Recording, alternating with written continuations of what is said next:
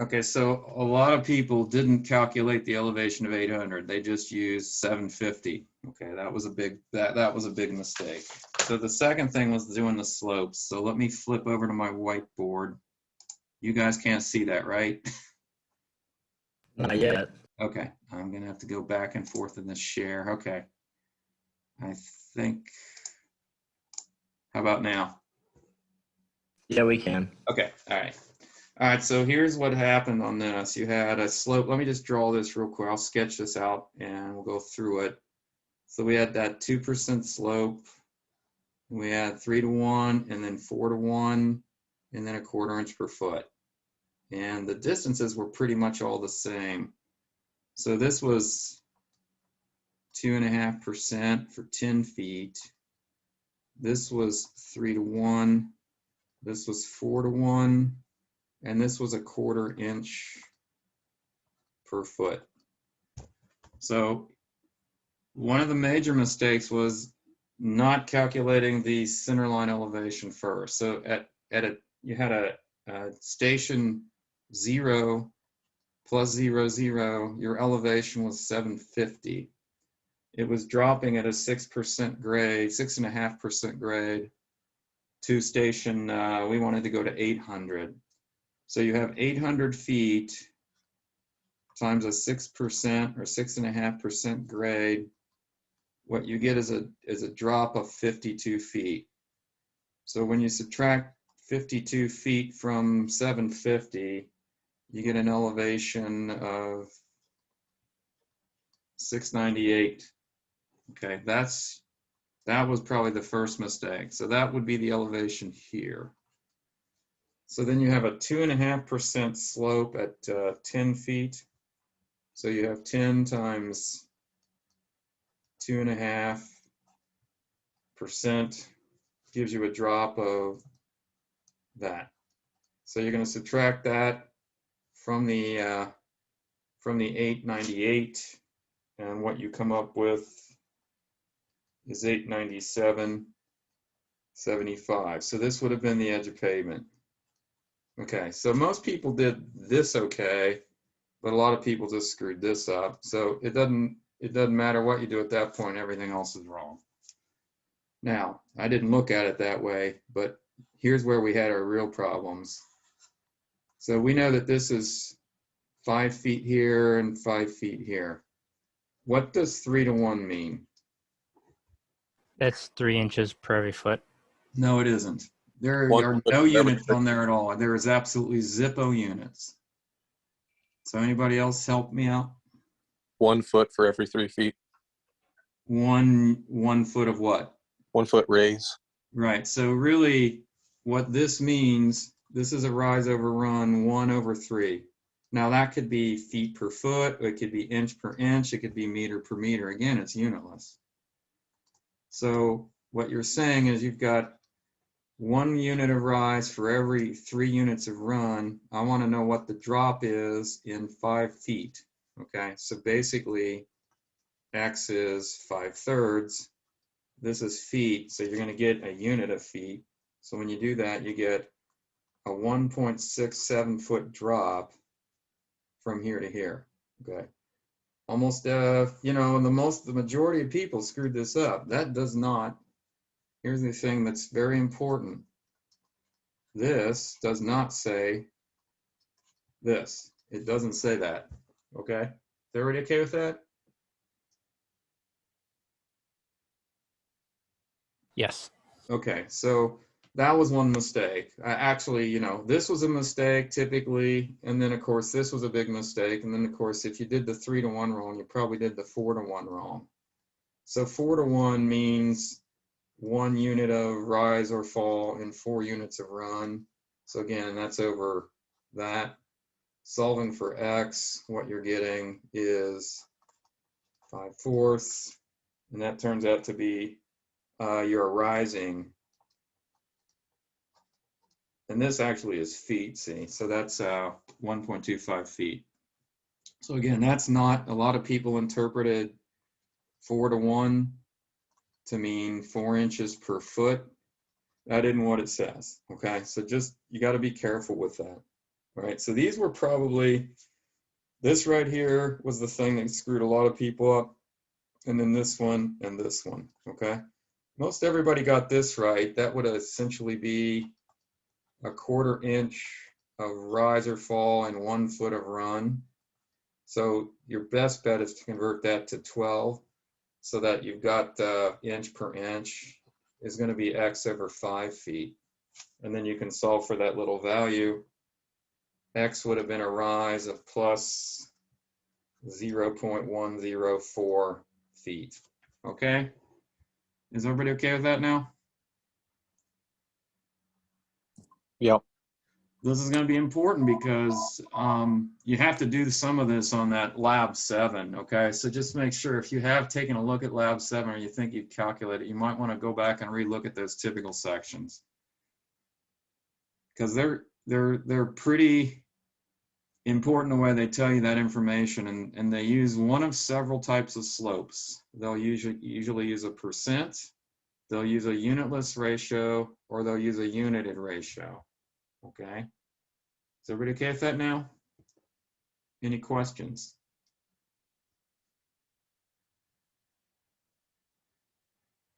No questions? Nope. All right, while we're on it, does anybody have any questions on 7? Because you're kind of doing some of these, there's 2 problems I think to do on 7 where you're relating this, and also doing the layout for the back of curve. Is everybody okay on that aspect and warping that stuff? We did that pretty much the other day in the board, but just want to make sure we're good with this because you're going to have a test question that's going to be probably pretty similar to that.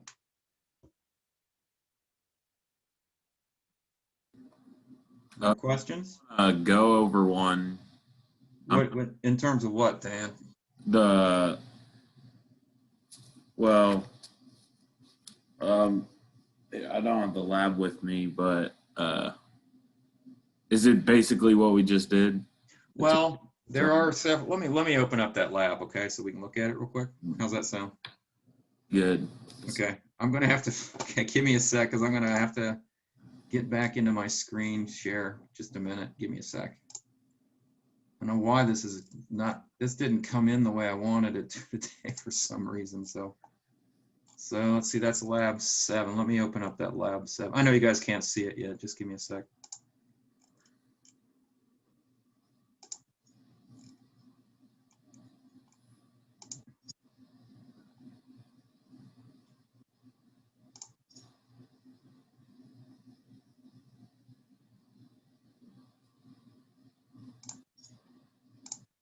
Can you see this lab 7 now? Yes. Okay. So let's go to the point I'm talking about. So, okay. So Right there. I think you good there? I think it was those 2 questions. Okay, the questions are in the back. Let's go to the questions. Oh, I missed them already? I passed them? Yeah. Okay. That's what I was thinking. Here you go. Okay, here you go. Is that good there? Yeah. Okay, so here we have standard pavement drawing, and it tells you that the center line is 600. So you don't have to calculate the center line elevation. You already know that. So I'm asking you to calculate edge of pavement, ditch, base of utility pole, and right of way, okay?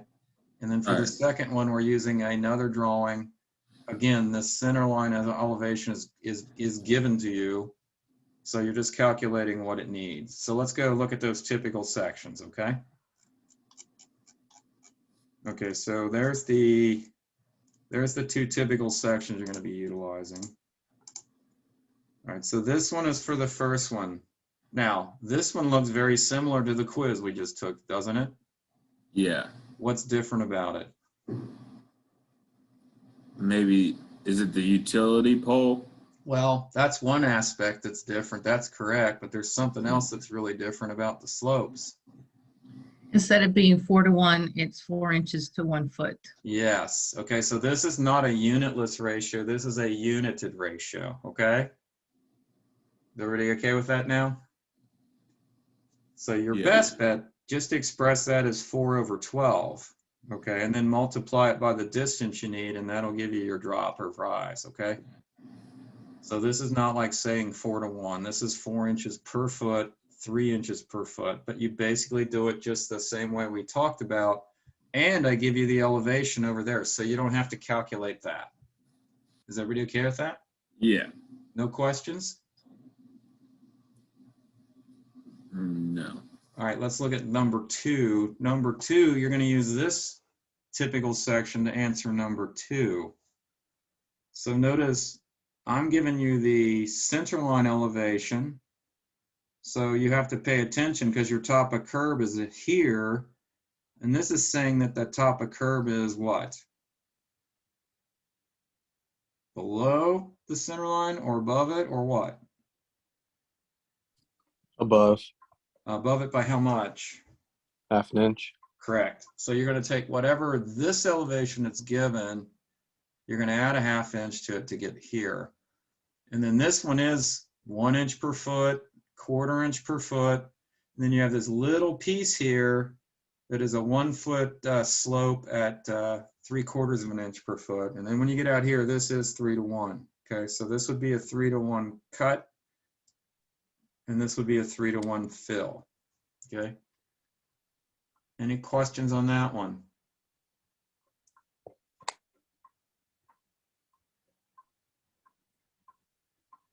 We're okay?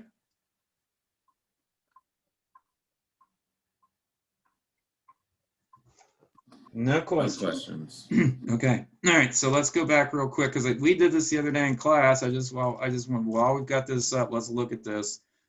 You either have to calculate the cuts along this intersection or the other intersection. Technically, they look the same, but they do have different slope. They have different slope values, and they have different station values. Okay. Does anybody have any questions on this? Because I'm going to tell you, you're probably going to see a diagram very similar to this on the test, and you're going to have to calculate cuts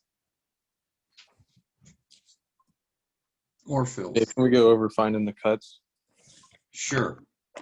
Let me see this other picture here. I think yeah, they're both missing some information. Well, we did this the other day. So the first thing you'd need to do, first of all, yours should have an elevation and a station here. And I think that one, that should be 60 feet. Let's see, 10. 615, 80. You guys have that? 750. Okay. So what are you going to do to get this stake out here? What are you going to have to do? You would take this elevation, right, at that point.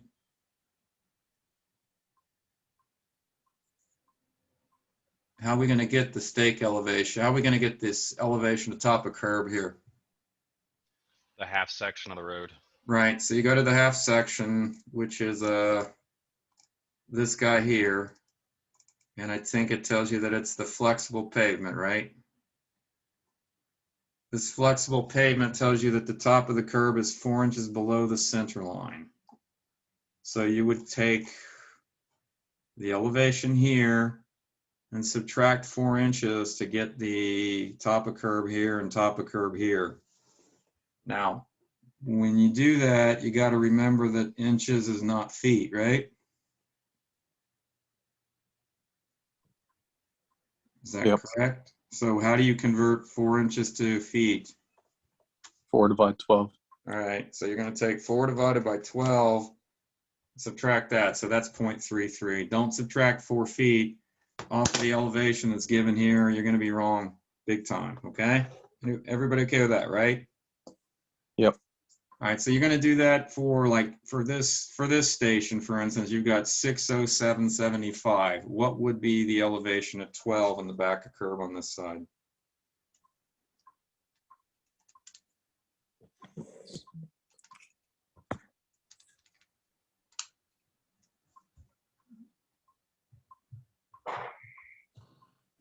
$612.87. 612? Oh, wait. Yeah, you better wait. I'm on the Dropping wrong it. picture. We're dropping it 3 feet. Or no, we're adding, right? Adding 5 feet. You're at 60775. I was looking at my lab. I'm on the All wrong right. paper. You're No on. problem. I just wanna I'm make on sure. street A, and I don't know why. Okay, well, I don't know which diagram. This is the other diagram. This is a different groups. This was probably the afternoon groups diagram. Let's see, Shelley, I think yours would have been, I don't know if I have it in there. I may not have it in this diagram. Oh yeah, this is yours, I think, right here. Yeah, that's the one I was looking at. Okay, that makes more sense than the number you told me makes a heck of a lot more sense. Okay. So anyway, if we're looking at this one, we have 6, 13, 20, and 4 inches is what in terms of feet, 0.33. right? So we're just dropping, in this case, we'd be dropping that number by 0.33. So that's probably exactly what you told me. 6, 13, 20 minus 0.33 gives us 612.87. I think that's what you said initially, right, Shelley? Yeah. Okay, so yeah, that's correct. Yeah, we were looking at a different diagram. Okay. So yeah, you just find the elevation at the center line, come over what the typical section says, and then if you have a stake out here, the difference between the stakes elevation and your back of curb elevation, that's your cut or fill. Okay? Any questions on that? That's pretty straightforward. Where it gets a little bit more convoluted is right up here. So how do we handle these curb returns? Who can tell me? We did this the other day in class. You find where 1 and 5 is, Okay. and then you So- distribute. Yep. So how would you find 1? Bring that center line of 1 all the way down to the center line. Yep. Find the distance between the known location and where you're Yep. at. So like 10 to this station, right? So we got 9 plus 8850 minus 10.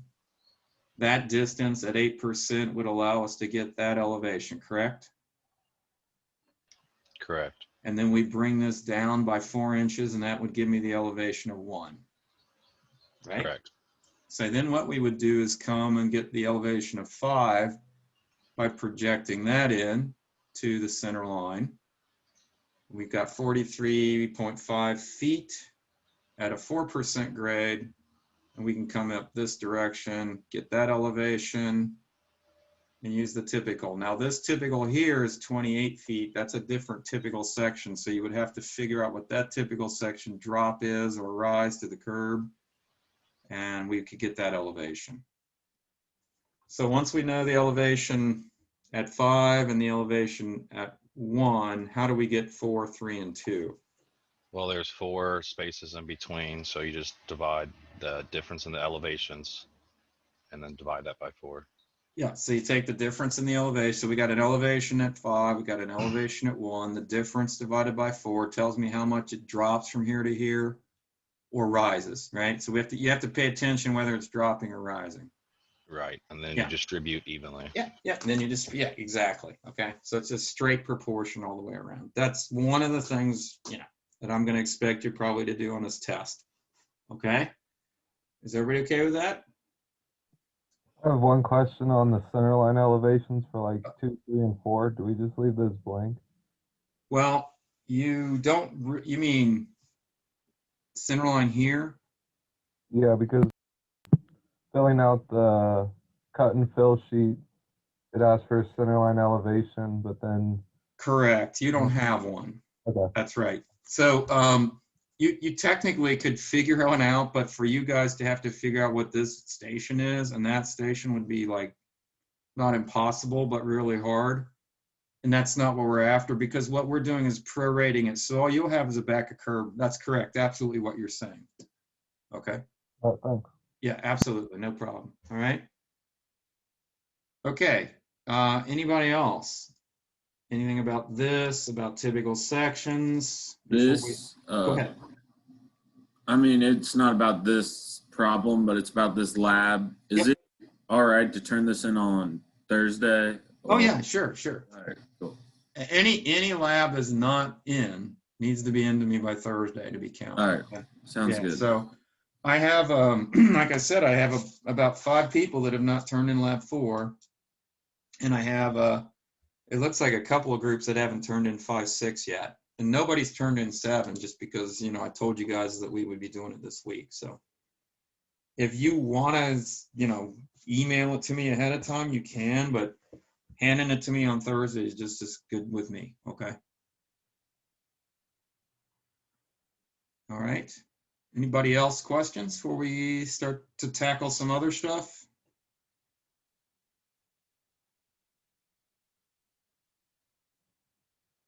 Nobody else? I have one question, Yes. just to make sure I'm doing this right, because I haven't done road work in a long time. Okay. And I got 2 different answers. All right. So for the cut fill for the left and right, Yeah. is it ascending, looking at the road, ascending, or descending for left and right? Okay. Well, okay. So you're saying looking left and right. You mean, are you saying is this left and is it right? Is that what you're asking me? Yes. Or are you saying is this getting higher from here to here? So if you're at 10 plus 0, 0, Yeah. and you're looking at 10 plus 50, Yeah. is that 2 on your right and then A Street on your left is what I'm asking. A Street would be on your right and A would be, well, that's where it says A Street would be on your left. And this side would be the right side of A Street. So let me try to explain that better. If you're standing on 10, okay? And you're looking at 1050, your left is over here where it says A Street and your right is over here. Correct. Zero is always to your back. Okay? Correct. I was just making sure. No, Because- that's good. That's a very good call. Because here's the thing you got to think about. If I'm standing at 1050 and I'm looking towards 0, this is still left side of the street and this is still the right side of the street. Okay? Even though your left and right have now reversed. Does that make sense? Yes, thank you for the It clarification. always goes with increasing station kind of thing. Okay. Yeah, that was a good question, and that's kind of confusing too sometimes. Okay, anybody else before we move on to any other material?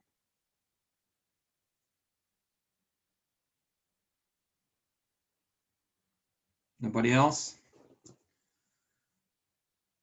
Okay, so let me move back over to the whiteboard because I probably think we're probably going to be looking at questions. I'm going to have to flip this. Give me a sec. Okay.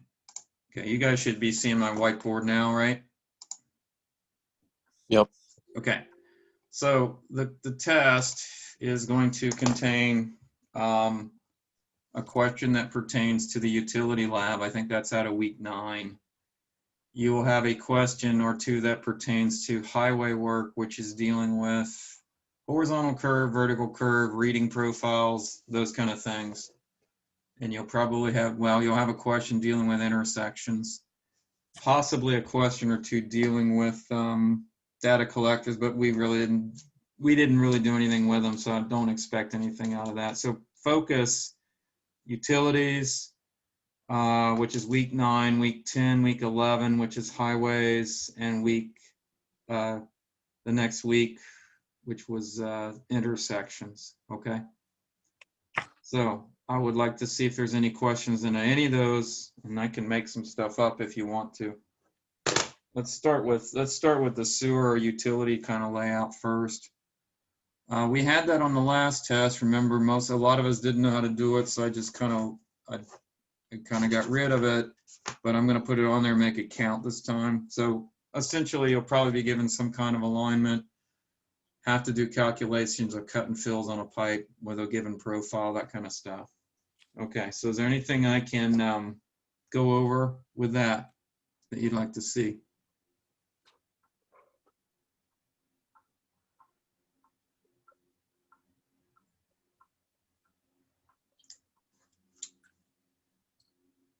No We just- questions. Work through one problem together just to make sure that my notes line up with what's going to be asked on the test. That's exactly what I want to hear, Casey. Okay. Because I guarantee you some of you guys just don't know what you're doing yet. So, all right. So this is a real simple diagram, very schematically. I'm just going to draw. This is representing my pipe essentially coming into manholes. Okay. So this would be center of manhole. We'll call this manhole 101. Whoops. I'm just going to put some information down here and we'll see if we can calculate this stuff real quick. And so we're going to call this manhole 101 and this manhole 102. Let's say this has a 7% grade and it's got, let's say 200 feet. All right. This has an invert of, we'll call this 662.80. Okay. So we need to calculate, let's say the zero station, we'll go 0 plus 50, 1 plus 0, and then the end station. So we need the invert elevations along that pipe.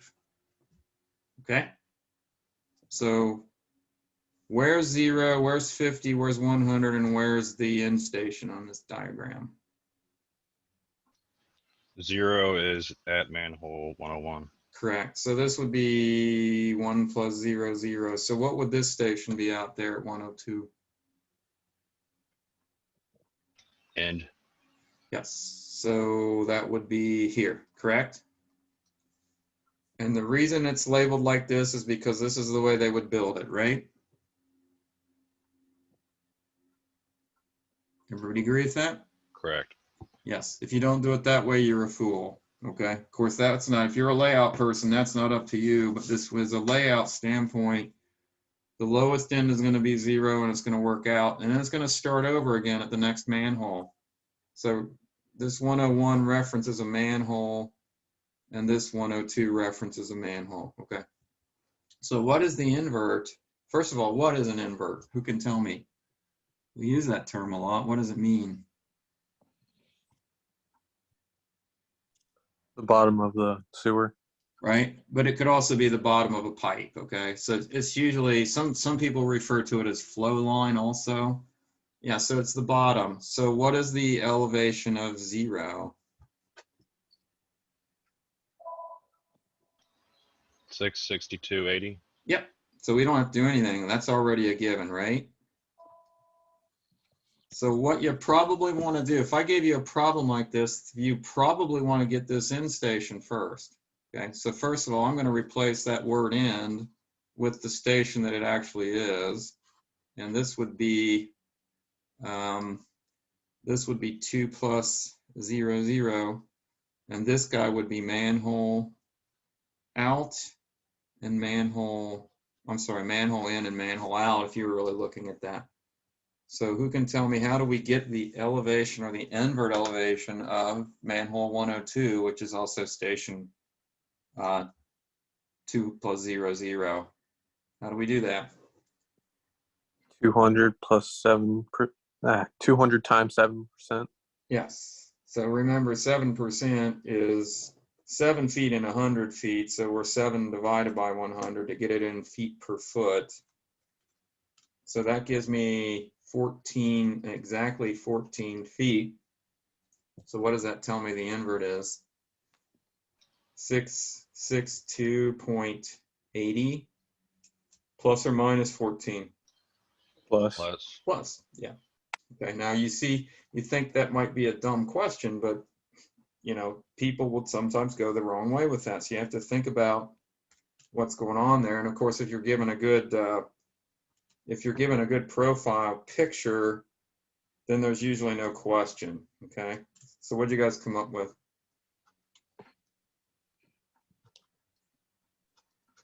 I had 676.80. Does that sound right? That's what I got. Okay, so we're gonna say for this one, it would be 676.80. Okay, so how do we get 50 then? 0 plus 50.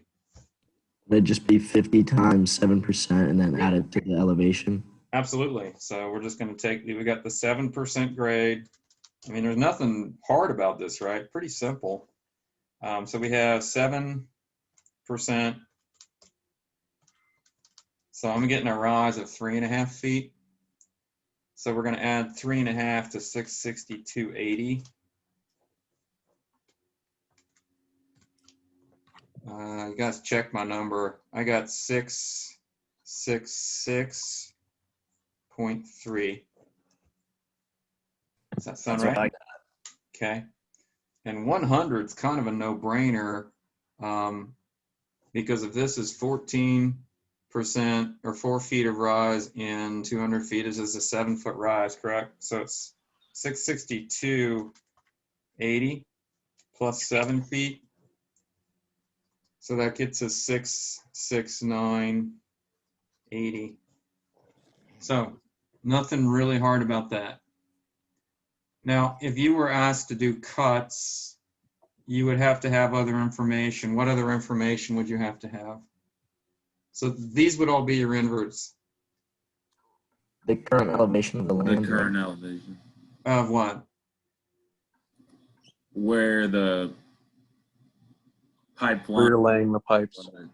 Well, okay, so what you would have is you would have an offset stake at 0 and one at 50 and one at 100 and one at 200, okay? And you would get the elevations of those by doing what?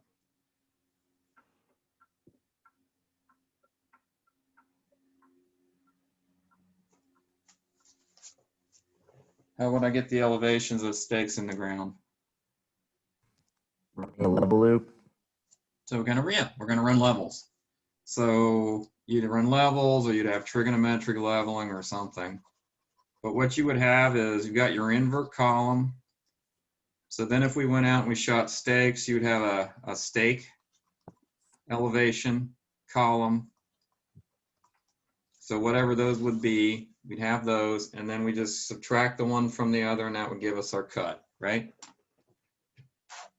Yep. Should you ever have fill in a pipe? Good question. Will you ever have fill in a pipe? Hopefully not. Well, yes, if you know it's completely underground, right? But do pipes sometimes cross? Do pipes ever go above ground? Yes. Yes, they do. Oh yeah, like the one down the street from me goes over the bridge. Yeah, yeah. So you can have fills, okay? So just keep that in mind. Now, anything I'm going to give you, it's probably not going to be like that. So if you're coming up with a fill, you probably did something wrong, okay? So just keep that in mind. We're looking at something that's completely underground. Okay, so is everybody okay with this aspect? Because I just want to make sure. No questions?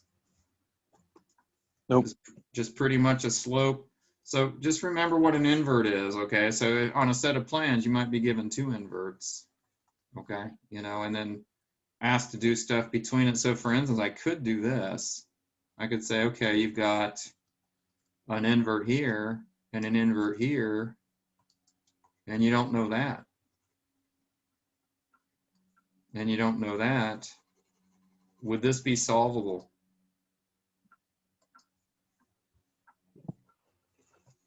Knowing this and knowing that, would you be able to solve this picture? Yes. Well, only if you have stations down here, right? Yep. Yeah. Okay. If you didn't have those stations, you wouldn't be able to, correct?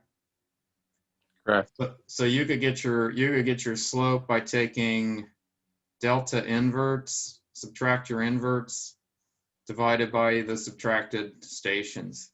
So you could solve a percent grade, and then you could back into it. So, you know, you can have it either way, but you got to have enough information at the end of the day. Is everybody okay with that? Yep. Now, let me show you something else that you could have. is it possible to have a situation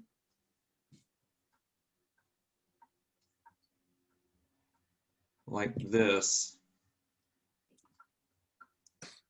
and you have another invert here, say 680.00.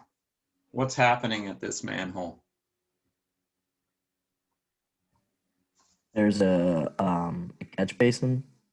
Not necessarily. I mean, it could, if you had catch basins, you could say, you could still have this kind of thing going on too.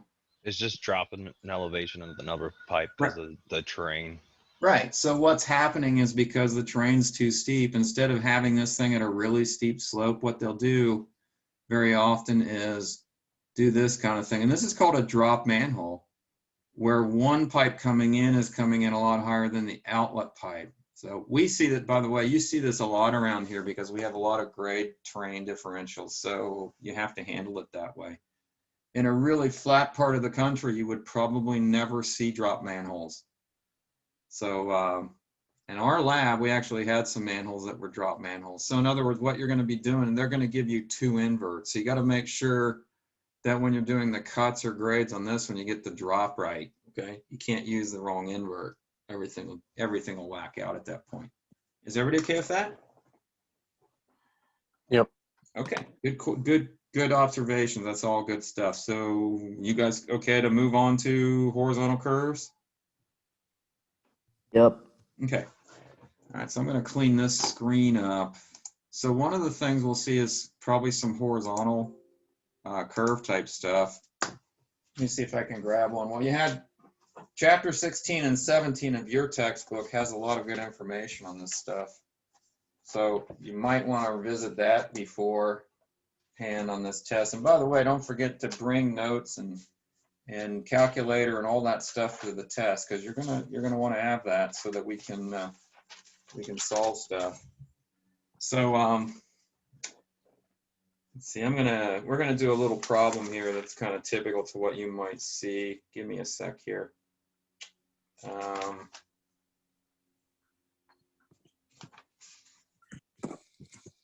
Yeah, okay, we're gonna do one. This was out of your book. This was problem 11, but I'm just gonna do pieces of it. We're not gonna do the whole thing. So what's given on this problem? You have a PI station that's given, and that PI station is 19 plus 87. What does PI mean?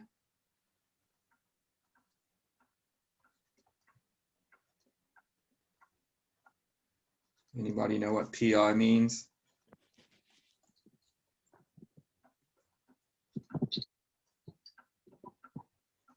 Point of intersection? Point of intersection, that's correct. Okay.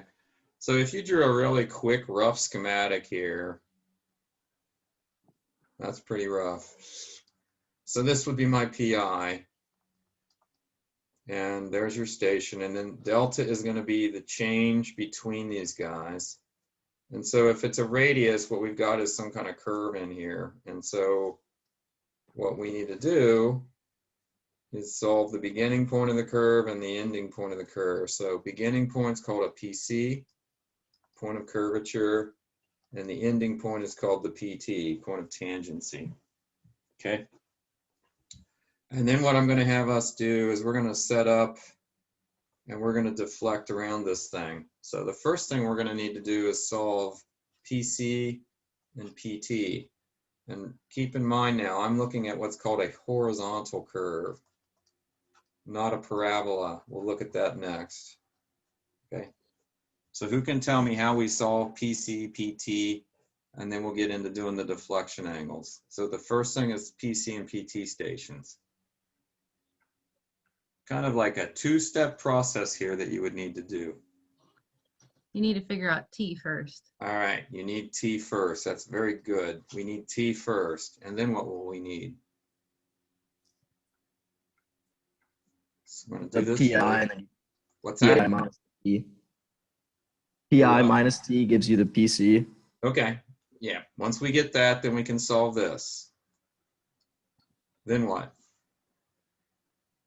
The PC plus the length is PT. Okay, so you're telling me you're going to need to solve L. Yep. All right, so we need L, which would be the third step, and then the fourth step would be what? PT, right? Okay, so how do we solve T? If we have all the information, we can solve it directly. Anybody remember the equation or can look it up rapidly? R R, times Yep.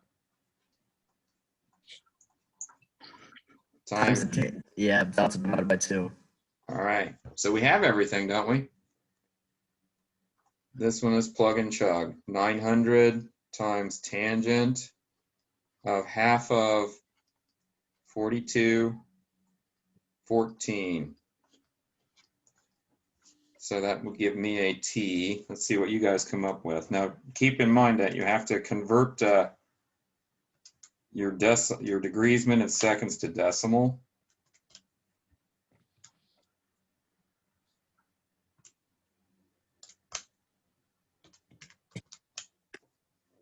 Guys, anybody get an answer? I got 347.58. Correct, that's what I got. Now, here's the other thing too. Round everything to 2 decimal places, okay? Those things are not gonna be real nice numbers.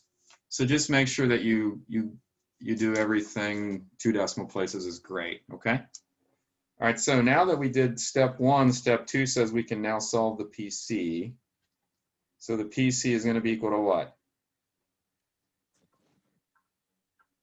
PI station minus T, does everybody agree with that? Yep. Because stations are kind of coming in this direction. So you can see that the PT or the PC occurs before the PI, so we have to back it off. So we're going to take the PI station, which is 1987, and subtract from that T. Now you can see right now, if you blew T, you blew the whole problem, right? Everybody see that? So make sure that you check things twice before you just write something down. I came up with 16 plus 39, 42. Anybody agree with that? That's what I got. Okay, so that's our PC station. We're going to call it good since we got 2 people that agree. All right, so what's the next step? We said we need to calculate L, right? So anybody remember the equation for L? It was kind of like 2 you could use. Delta times pi times the radius divided by 180. Yeah, that's the easiest one. And delta pi r divided by 180. And the nice thing about this is we have everything. So we don't have to calculate anything separate. So we just can plug this in. We've got 42 degrees, 14 minutes, times pi, times 900, divided by 180. Let's see what we come up with here. So I get 42, 14.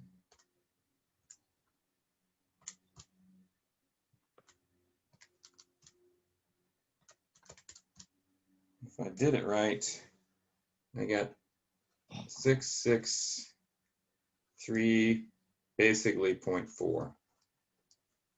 Anybody agree with that number? Yes. Okay, so now we can do the last step is to solve PT. PT is PC plus what? Plus the length. Plus length. Now, the reason I said that is because some people will take the PI and add T to it to get PT, and that's completely wrong. So just make sure that you're doing it this way, okay? 1639, 42 plus 663, 40. And this should give us, what do we get? 23 plus 02, 82. Okay, so that's not too bad. Any questions on that?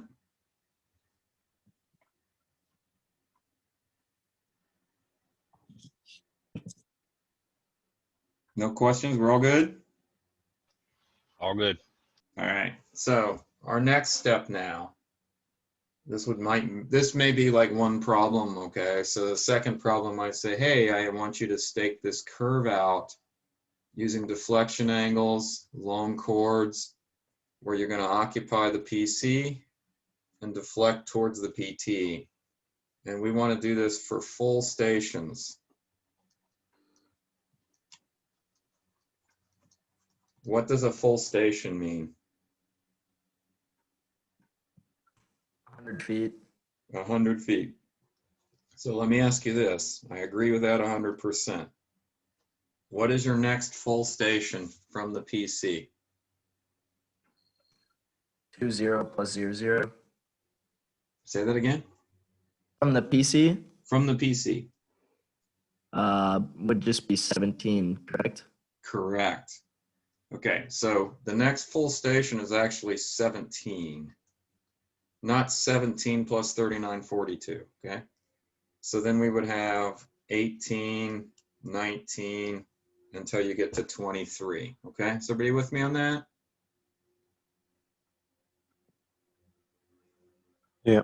Okay, so what we're gonna do is I'm gonna set up a little chart to be able to calculate these deflections. So this chart, let me first off write it down what we need. We need to know what the radius is in order to do this. We also need to know delta because that was given. And since we calculated the PC, we're going to need the PC. So I'm going to go ahead and write this here. So on a problem, I'm liable to give you the PC, or I might make you calculate it, one of the two, okay? Either way, you're going to need these three pieces of information to do this. You're going to need something else too, called the degree of curve, okay? We don't have that yet. We'll get that here in a minute. So I want to set my chart up first. So we're going to have a station column. We're going to have a length of arc. We're going to have a deflection angle, and we'll do a long chord. If we have time, we'll do a short chord maybe, okay? So what station are we sitting up at, did we say? 17. No, we're not actually setting up at 17. We're actually setting up at the PC, okay? You see, Yeah. So we are going to go to 17 will be the next station we encounter. So now we have 17, and then 18, 19, 20, 21, 22, what does that say? 22 rather. And then our last station would be what? Oh yeah, we do have 23. What would the last station be on this chart? PT. Yeah, which would be 2302.82. So if you're sitting at the PC, there is no L, there's no deflection, there's no length of a long chord or short chord. But we do know the distance from here to here, and that would be 663.40. So what is L, little L reference? What does that mean?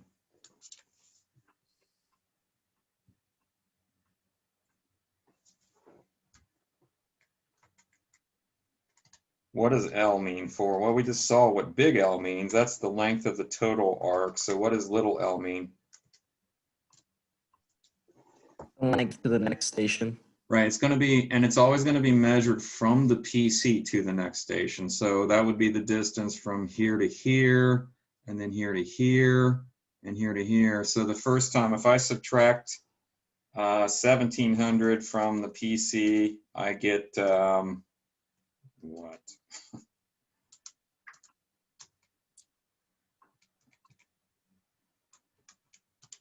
$60.58. Are you guys getting that? Yep. So really the next one's going to be 160.58, and then 260.58, and on, right? You see how it's doing it because it's just incrementing, right? Everybody get the idea? Yep. Okay. So the next thing is to get the deflection angle. So does anybody remember the equation for that? Real simple little equation.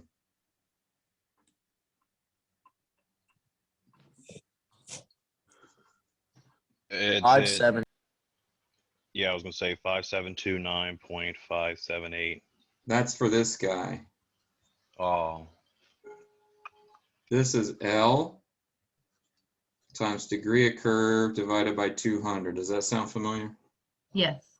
Now, the one you guys were just giving me is this, 57.29.578 divided by R. We're going to need that, right? Because that occurs in this equation. So let's go ahead and do that. 57.29.578 divided by R, which was given as 900. Okay, let's see what we come up with.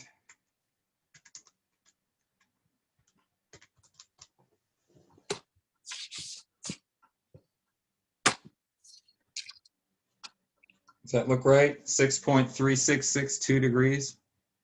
Yeah. Now you can leave it in decimal degree because you're going to be utilizing that, and so in your calculator you'll probably want to convert it later. So that gets plugged into there. So notice degree of curve divided by 200 is the same for every deflection. So if you have a calculator with storage, you can take degree of curve and divide it by 200 and just store it. And then you just recall that number times your length of arc. And that just increments these numbers down. Okay, so that's a little easy way to do this. Now here's a real quick check.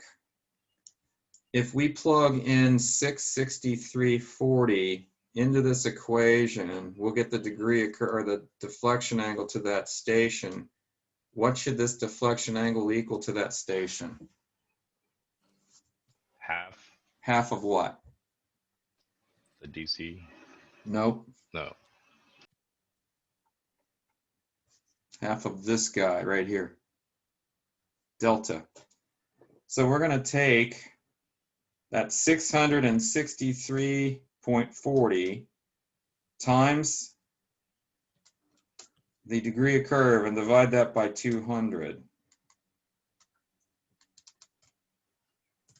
And I'm getting 21 degrees, 7 minutes, looks like 0 seconds. Is that half a degree of curve? I'm sorry, I just said it wrong. Half a delta. You guys got me saying it.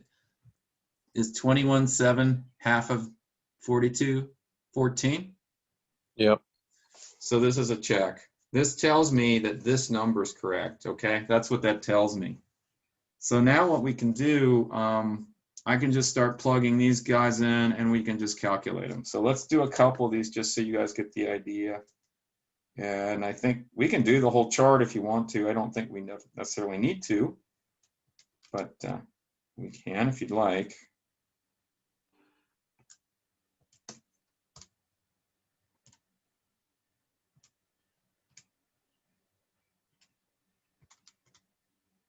You guys let me know what you're coming up with.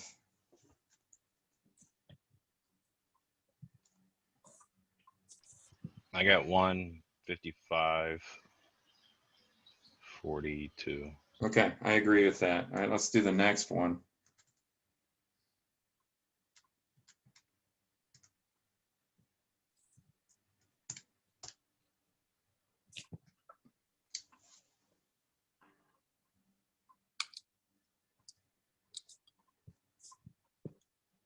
You guys verify this. I'm not sure my storage is working right. I got 506.41. Yes. Okay. And we're just going to do that again. You just keep doing that until you get every one of them worked out. So the deflection angles are really pretty simple as long as you set them up correctly. And Not a big deal. I got 8 degrees, 17, it's 40. Yeah. Okay.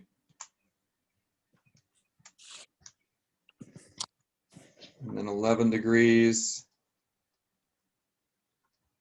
28, 39. And then they would just, you could continue that until you get out to 21.7. Is everybody okay with that? Or do you want to work them all out? I'm good. I'm good. Okay. All right, so how do we get long chords? 2 times the radius times the sine of the degree of curve, No. or the deflection angle. Okay. Be careful because there's a lot of angles kicking around here. You got delta, you got degree of curve, and you got d over 2, okay? So you really want to be careful of that because it is really easy to grab one of those guys that's wrong, okay? But you were correct with this, 2 times r and sine, okay? So again, this is pretty much of a plug and chug kind of thing. Notice in this equation, 2 times r never changes. So you might choose to just do that first and then store that number so you don't have to keep doing that every time. If you have a calculator with storage, it works really nicely. So we just put that first number in, sine The of D for 1. delta, right?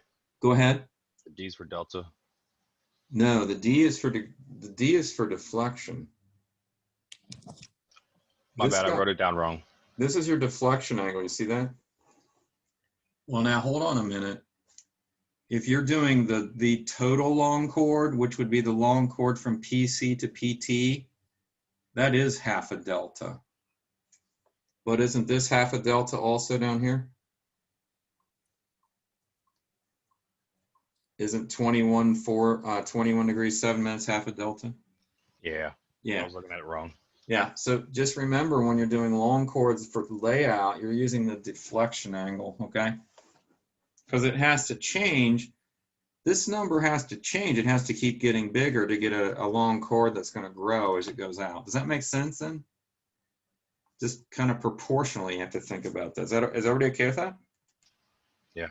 Okay. All right, so let's see if we can get some of these numbers here. And if we're good, then we can move on to other information. Now remember also, you're not dividing this angle by 2, it's already divided by 2. So you're just taking that and plugging it in directly, okay? So don't divide it by 2 again, you'll be wrong by that amount. Anybody get me a number?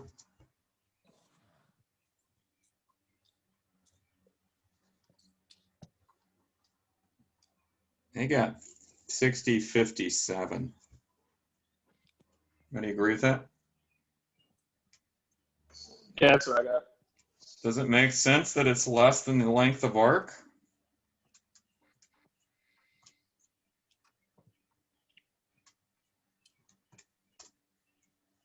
Does that make sense that it's less than the length of arc, which is 6058 to that point?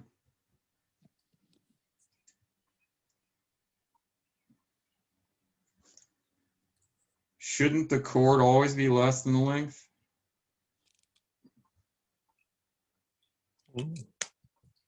Yes. Is that a true statement? Yes. Yes, it is. Now, here's where it could get, and we didn't even really do, well, we did, but if you are on the outside of your curve, in other words, we're calculating these things in the center line. If we're outside of it, in other words, we're like on a larger radius, the length of arc will be less than the long chord, but it's because we're not actually calculating the true length of arc on the outside.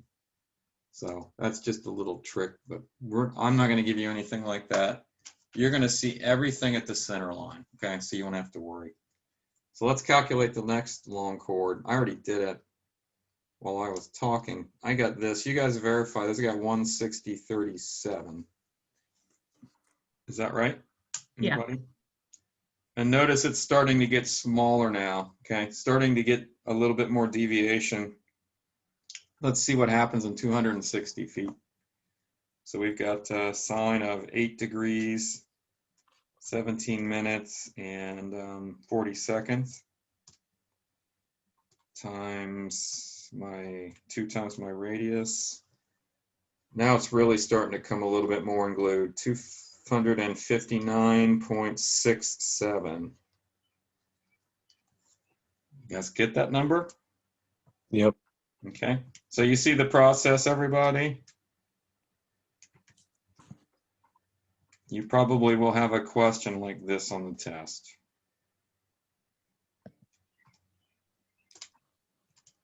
We have to figure out the short chord too.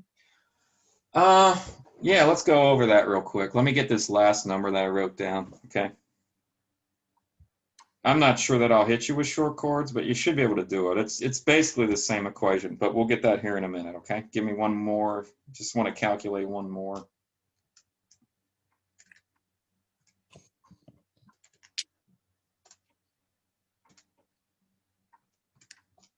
I got 358 for this one. You guys agreeing with us so far? Yep. Okay.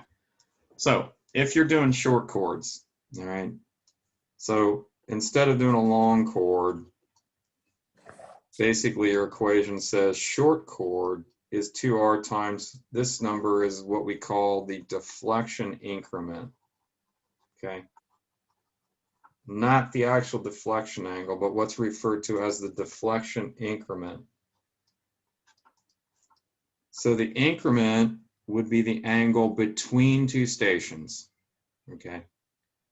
So to get that angle, all you have to do is subtract this angle from that angle. Now, the real key thing to understand is very simple. The first short chord is equal to the first long chord. So you just take that 6057 and you write it right there. So there's nothing to calculate for the first short chord. It is actually exactly equal to the long chord, okay? So now what's happening, we are going from 17 to 18 instead of 1639 to 18. So this distance between here and here is 100 feet on the arc. So the chord has got to be really close to 100 feet. And to solve that, you could plug 100 feet into this equation, 100 times degree of curve divided by 200. That would be your increment, which you would throw down in this equation. Or you can just take these two guys and subtract them, which is just as easy.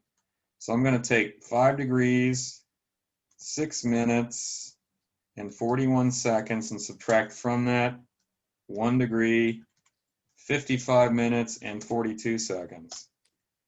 And I get, I did that right. I get like 3 degrees, 10 minutes, and 59 seconds. So what I'm going to do is take the sine of that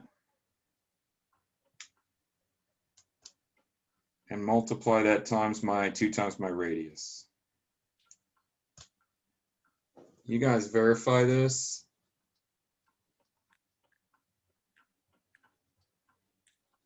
I get 99.95. That's what I got. Okay. So that's going to be the same number for here and for here and for here and for here. The last one, though, is the only one that's going to change because it's only based on an arc length of 2.82 feet. So essentially, this number will actually be 2.82, okay? Because you're not going to see any difference. So short chords, they just use that increment, okay?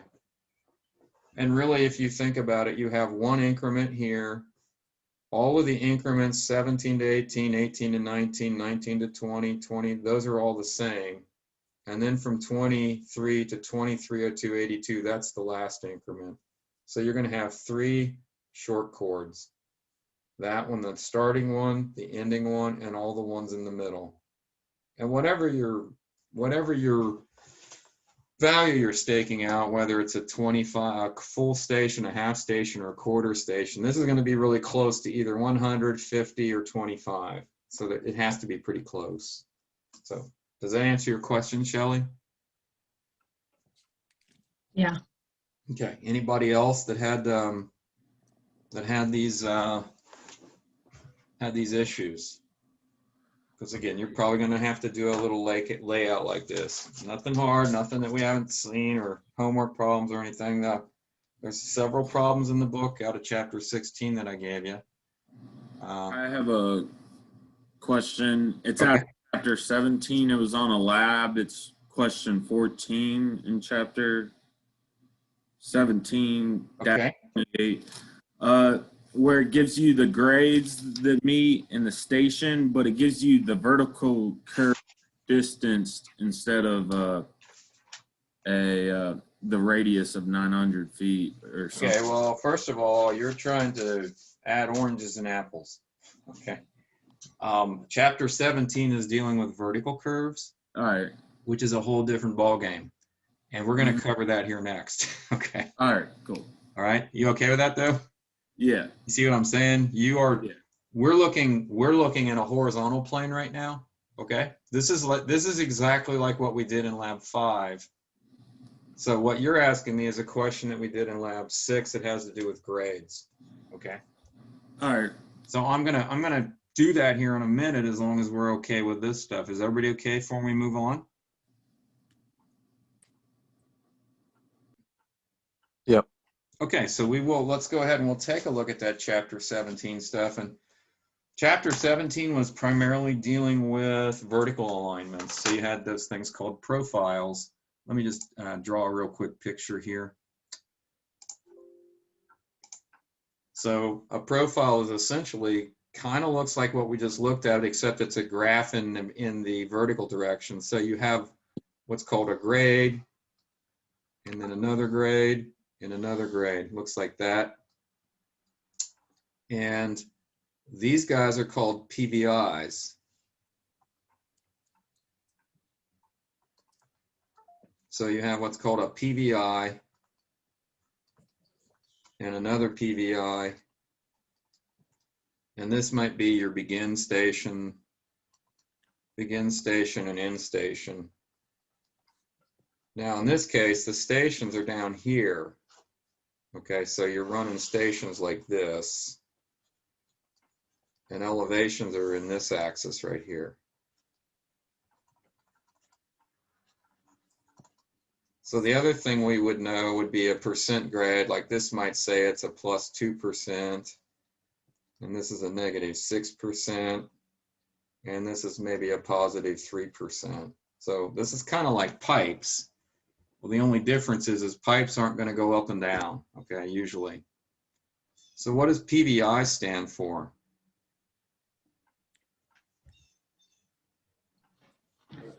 Point to vertical intersection. Right, and it'll have a station associated with it, and it will have an elevation associated with it. Okay. So you know a starting station and elevation and a percent, you can calculate that. And another percent, you can calculate that. So that's pretty simple. But the other thing, and this is where your question comes in, Dan, we were just looking at, we have these guys called vertical curves. So basically we're going to put a parabolic curve in here, a parabola, and it'll have a starting point, which is called a BVC, and an ending point, which is called an EVC. And instead of a radius, it gives you an L value. So that's the horizontal distance from the EVC to BVC, okay? Is that good for everybody?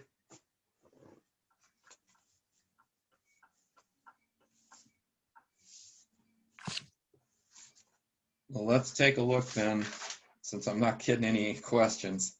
Let's take a look at an example problem, and we'll calculate some things associated with this, with a curve.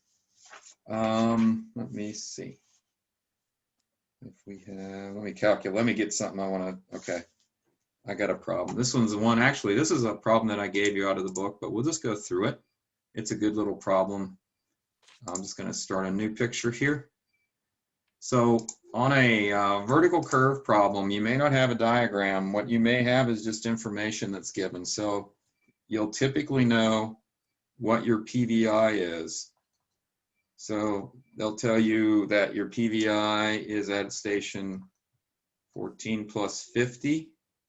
and the elevation of that PVI is at 602.35. They'll tell you what L is. And L, in this case, we're going to say is 400 feet. And you'll also typically know a grade in and a grade out. So those are usually labeled as grade 1 and grade 2. So we're going to have grade 1 as a negative 3.011%. And grade 2 is a positive 1.993%.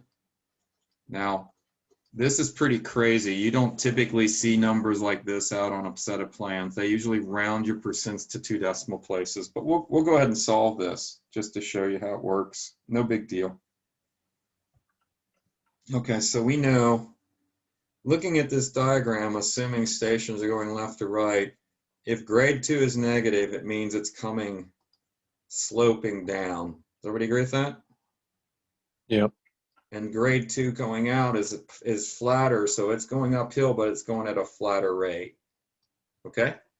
So this guy would be grade 1, and that would be grade 2. This would be my PVI. Out here I have a BVC, and over here I have an EVC. Okay, so I'm going to go ahead and draw this stuff in, and then we'll label it. All right, so this is my distance from BVC to EVC, so this is 400 feet. This is grade 2. This is grade 1. So this will be BVC and EVC.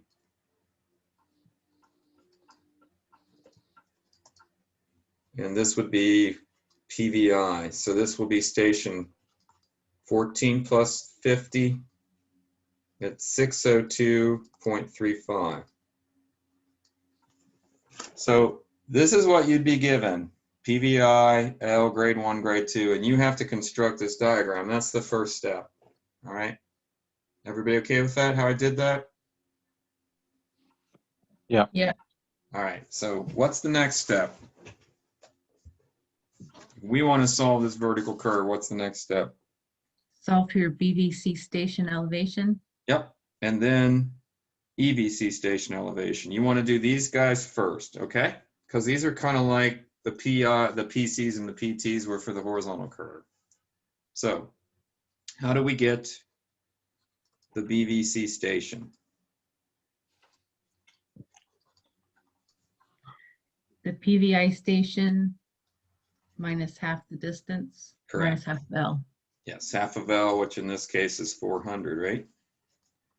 So all we're essentially doing is subtracting, 200 feet, correct?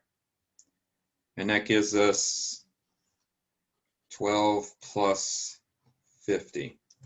All right, everybody okay with that? One of the things about vertical curves that is typically really nice, these guys are going to be at really nice stations like quarter stations, full stations, or half stations. They're not going to be at any weird station.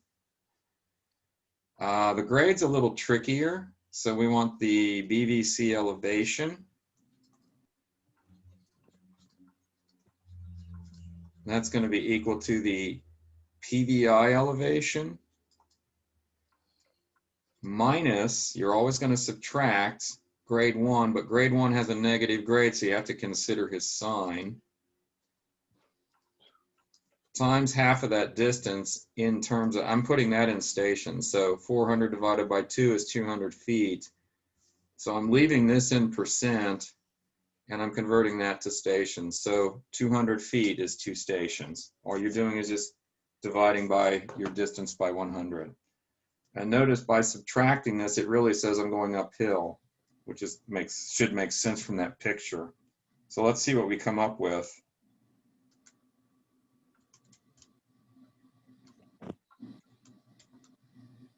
I got a quick question. Yep, go ahead. On the assignment that was in the question that was in one of our labs, it gave us the vertical curve equals 700 feet. Is that the same as L? Yeah, yes. Yes. So L is always expressed as a distance like that. Okay. All right. Remember, you don't have a radius. You don't have a radius per se with a parabola because the radius on a parabola is constantly changing along it. So we only express we only look at this is the horizontal distance. So yeah, if it tells you it's a 700-foot vertical curve, that's your L. All right. Correct. Cool. Okay. Did anybody get that number that I have? Yeah. Okay. So that's real critical.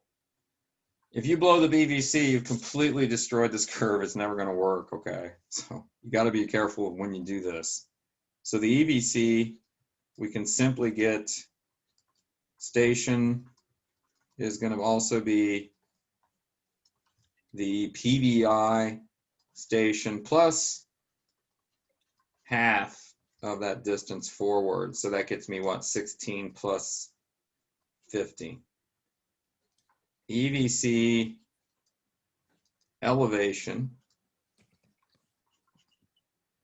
is going to be equal to the PVI elevation plus whatever that grade is in its percent. So that's a plus grade, so you actually are going uphill, which again makes sense.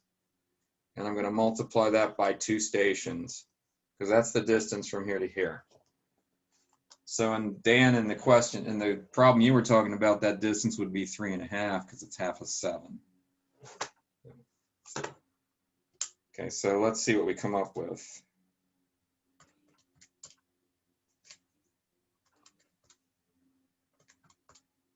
I get 606.34 essentially. Anybody get that number? Yep. Look at this as the BVC is higher than the EVC. Does that make sense?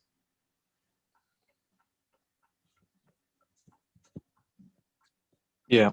Yeah, because why? Because this is what? Flatter grade, right? Because this is at a flatter grade, this isn't rising as fast or falling as fast in 200 feet as this one is. This was almost, well, not quite double. That's about 1/3 more. Okay, so you get the idea? So kind of look at that, all right? So now what do we need to do? If we want to solve this parabola, we need 2 things. We need R, and we need the equation for parabola. How do we solve the equation or the R value? Anybody remember? Isn't R equal G, the grade 2 minus grade 1 divided by the length? Correct. G2 minus G1 divided by L. Now you have to be careful. You have to look at the grade signs. So grade 1 is a positive 1.993, and notice I'm expressing that in percent. Grade 1 is actually a negative, so you're subtracting a negative from a negative or minus, okay? So what that's going to do is actually make that a positive grade. And you're going to divide that by L, but you're going to express L in stations. Okay, so this is in stations. Percent, percents, and stations. So let's see what we come up with.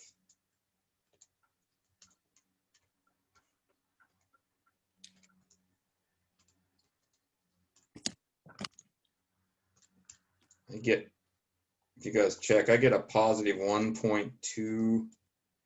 I usually float that number out. That's kind of like degree of curvaism, more or less. So I kind of float it out so that I don't get rounding. I'm getting a positive 1.251. Is that right? You guys getting that? Yeah. All right, so this is positive. That's critical because this is what we call a sag curve, which means this guy would tend to want to hold water, but over time, this curve is going to go to positive infinity. That's what this guy's telling me. If it was a crest curve, it would be doing this like this, and then it would be going negative. So a crest curve would always have a negative sign. A sag curve will always have a positive sign.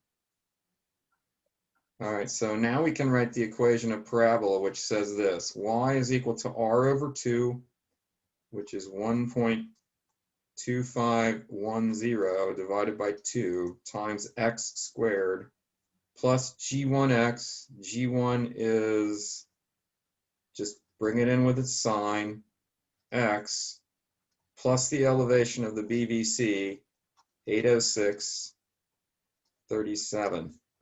There's your equation of parabola. What this will do is give me any elevation from the BVC to the EVC along that parabola. And the values of x that you could plug in here would be anywhere from 0. What would be your maximum value of x you could plug into that equation to be valid? 4. 4, correct. If you plug in 4, what should 4 give you? The EVC elevation. It should, right? Because you're saying I'm going 4 feet or 400 feet. So let's do that.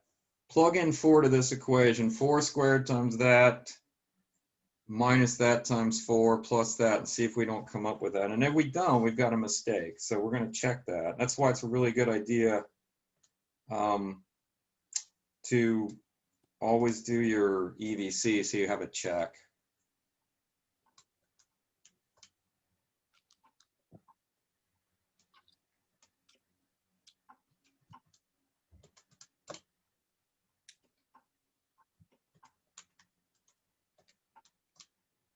I get 606.33. So that agrees with us pretty well. Anybody else getting that?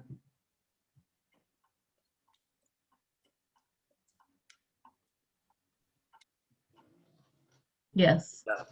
Okay, perfect. All right, so if you have this equation, you can get any elevation on this curve that you need. Okay, any elevation at any station. So let me ask you, let's say we wanted to get station 13 plus 75. We wanted to know what is the elevation at 1375. Who can tell me how we would do that?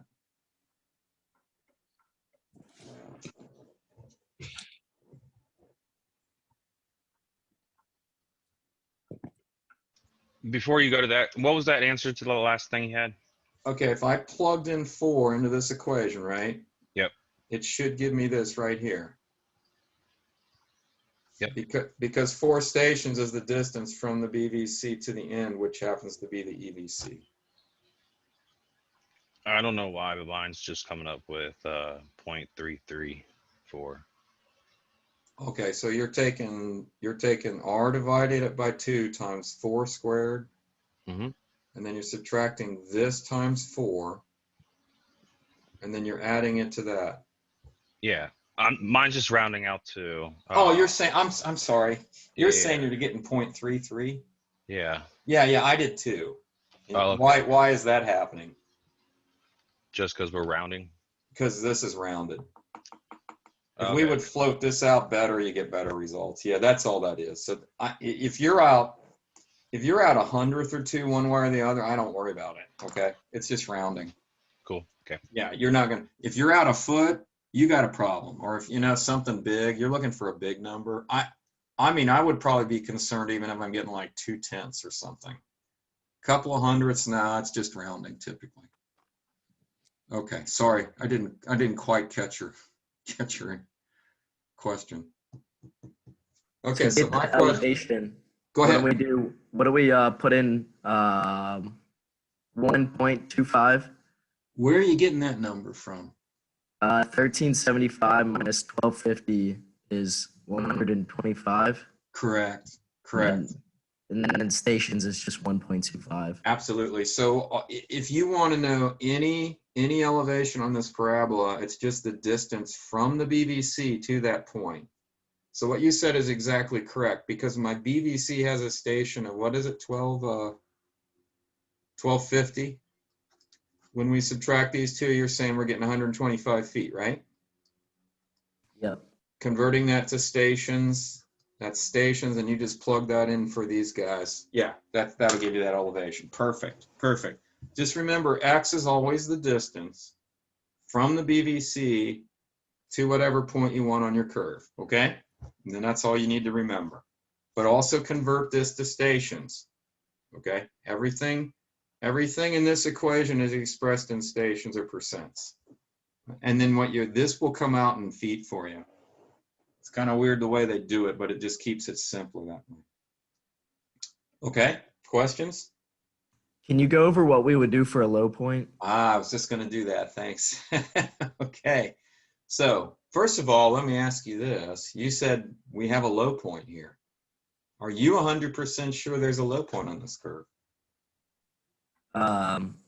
Isn't there always going to be a low point on every curve? No, there is not. Yeah, Okay. because it can flatten out. Well, okay, let me show you. Can I erase this picture? Yeah. Okay. I'm going to leave the other numbers there because we're going to need it, but I'm going to go ahead and erase this picture a minute. So I'll show you a couple of instances where you can have the situation that we're just talking about, okay? And then we'll solve it. We'll solve what we're talking about on this guy. Let's see, delete. All right. So, who's that? All right. So why do we have a low spot on this thing?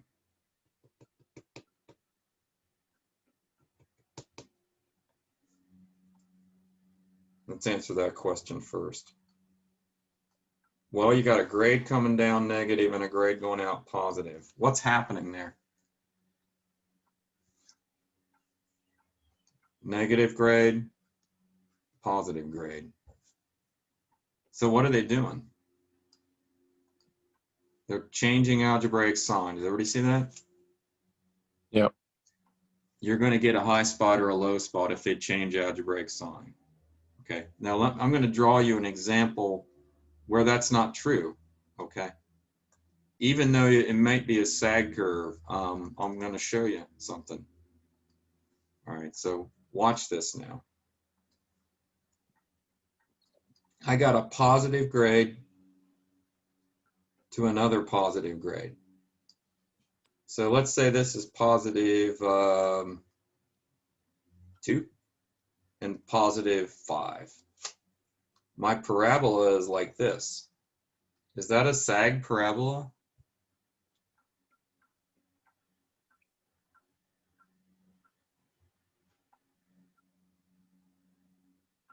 Not with them 2 grades. Well, it's still a sag parabola because the parabola is above the PVI. Do you see that? See that? Now the answer that you're giving me, Earl, is that it doesn't have a low spot on it. Okay? Yeah. This is still a sag. Okay? This is still considered a sag parabola because you're going to get a positive R out of it. But it doesn't change algebraic sign, does it? It's going from a positive to a positive. Do you see that? So in this case, because it's not going positive to negative or negative to positive, you won't have a high spot or a low spot develop on the curve. Because if we look at the curve from here to here, the water is just going to continue to go off of it like that. There's no low spot on it. Does everybody see that? That make more sense? Yeah. Okay. But our curve definitely has a low spot because it has a change in grade, right? So our curve, we'll just draw another picture. Our curve is doing this, like this. And our parabola is something like, oh, well, I don't know. That's not very good. We'll leave that alone. Let me try to do that. I'll do it with this guy. So we got a dip coming down in here. So we have a low spot somewhere here. We don't know where it is because we're going from a negative to a positive. Okay. So there's an equation I gave you called the low point or high point equation. And it says that X is equal to G1L divided by R. Is that right? Guys, look that up. I thought it was just G1 divided by R. It is. I'm thinking there's another equation. It's a negative That's- G1 divided by R, right? Yeah, it's just G1 divided, it's negative G1, isn't it? Yeah. Here's what I was getting. Let me write that down. It's negative G1 divided by R, which is G1L divided by G1 minus G2. These are the same equations. Okay. Now, this one's a lot simpler. The first one's a lot simpler because it's just easy to use, okay? So literally all we're going to do is plug in G1, but you're going to, what does this negative say that you're going to do with G1? Make it positive. Yeah, you're going to change its sign. So if G1's positive, it's going to become negative. If G1's negative, it's going to become positive. Now, in our case, let's look at something here. Didn't we already say that we can't have an X value greater than 4 or less than 0, right? That's what this is telling me. So if we get a number here that's negative, or we get a number here that is greater than 4, that you don't have a low spot or high spot on your curve. It'll tell you that. All right, so if we plug this in, G1 is a negative. So that's going to make that positive. And what is R? A positive 1.2510, right? So let's see what we get.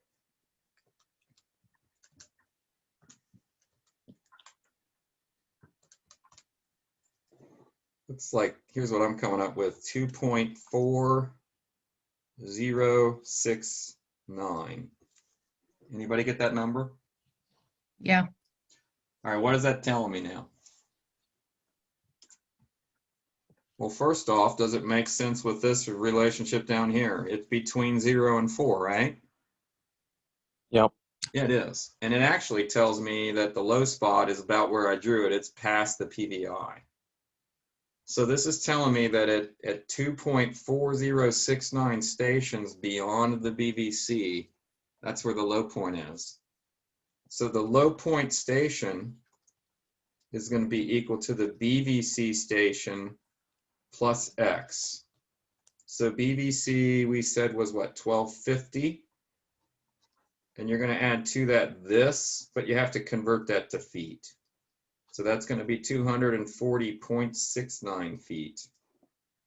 So we have 240.69 plus 1250 gives us 14 plus, whoops. Yeah, 14 plus 90, 69. Is that what you guys came up with?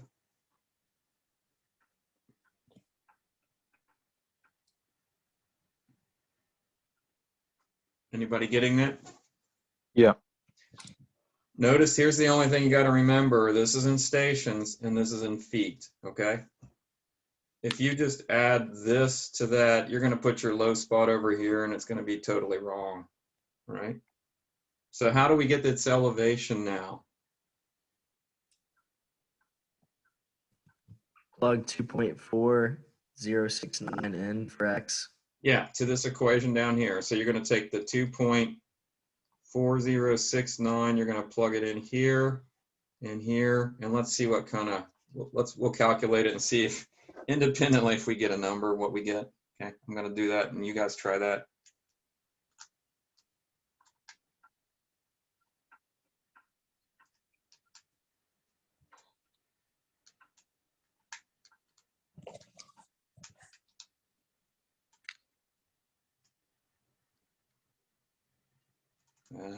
I already blew mine. Give me a sec. Hopefully you guys will have it before I do.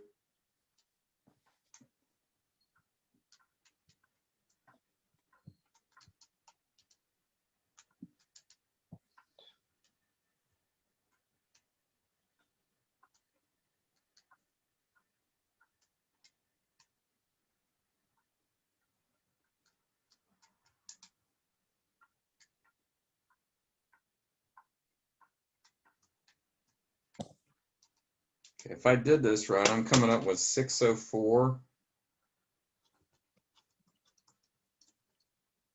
I get 604.75, it looks like. Anybody get that number? 604.775. Yeah. Yeah, okay, so this is your station of your low point, this is your elevation of your low point. So here's something to think about, which is really important, because when you don't really know whether this number is actually correct here. But look at this number, and it has to be higher than this. If you come up with a number lower than your PVI, you got something wrong, because look at your picture, your curve has to be above it. Okay, so at least you can compare this to this, and there's no way it could be lower than the 602.35. In fact, it couldn't even be 602.35, so it has to be totally above it. We okay, guys? Yep. Yep. Okay. So I think we did pretty good review. Does anybody else have any questions for me? Are we going to be meeting the main building or the classroom we've been going to? We're going to be meeting in the main building. I put that out on Blackboard. It's listed out on your Blackboard site. So we're going to be in that same room, 152 main. So the one section, I think the 901 section, you guys are in the morning, and then the other one will be in the afternoon. We have more room to spread out there. You don't have computers to contend with and everything. So that's why I swapped this over there. Okay. Any other questions? I will be available. If anybody has questions, just shoot me an email. I'll be glad to answer questions. You have questions on any of those homeworks, whatever, make sure you bring your book, your quiz, whatever you want to bring as far as, stuff that we've used. You can have access to your slides, your PowerPoint slides. So like if you want to use your phone and, whatever, have those or print them out, I don't care. That's all good too. We're good to bring in our laptops and open that all You up. can do that if you want, as long as, if you have access, that works for me. I don't have a problem with that. Yeah. Okay. And count on, you'll have the full 3 hours to work the test. Okay. I would say 5 problems, maybe 6 max, something like that. Very similar to the first 2 tests. And any labs that you're missing will be due then too. So everybody owes me 7. Some groups still owe me 5 and 6, and I don't know what's up with the group. There's a couple of people that owe me 4, so I don't have it. So you need to make sure that all works. Okay. Any questions then? Are 5 and 6 counted as one lab, or are they 2 separates? You're going to get 2 grades just to kind of buffer it, but I mean it's essentially 1 grade, right? But they're submitted as 1 document, if that makes sense. Okay. Okay, because so in Blackboard I have them. I have like a grade for 5 and a grade for 6. So really, I'm just giving you. It's going to double it. I think it just gives you a little bit better score. That's what it does. It gives you more numbers. Okay, but let's say you get a 90 on the lab. You're going to get a 90 for 5 and a 90 for 6. Does that make sense? Okay. Okay. Yeah. So we'll do it that way, right? Okay. So that makes so when you do 5 and 6, make sure you answer all the things that need to be answered in it, okay? Because there's questions in 5 and questions in 6, so they're submitted as 1 document, but make sure you're answering, because some of you guys aren't answering everything on some of these labs, so be careful with the questions and whatnot. Okay? Anybody else questions?